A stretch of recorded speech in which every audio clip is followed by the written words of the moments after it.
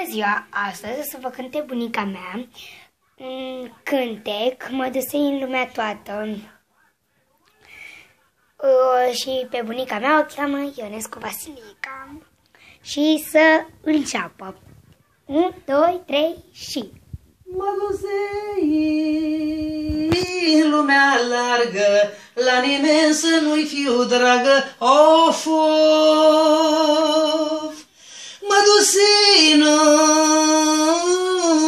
mă opri, măi, pe cine mi-e drag nu-l găsi, măi, ce noroc avui. Și stătui străin în lume, nu-l cunosc pe curbea bine, n-am nici milă, nici crezare, of, ce supărare. Dă-mi, Doamne, ce mi-am dorit, pe neicuța ce-am iubit, of, of. Vino, neică,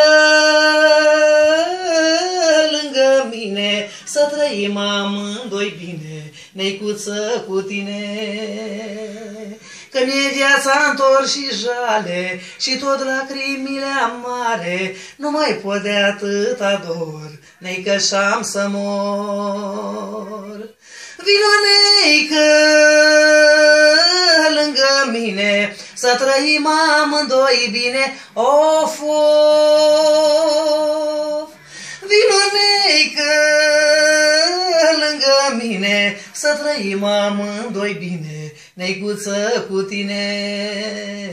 Că mi-e viața în dor și jale, și tot lacrimile amare, nu mai pot de atâta dor, neică și-am să mor.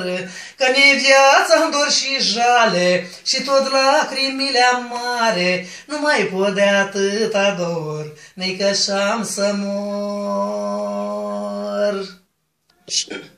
Mulțumesc foarte mult!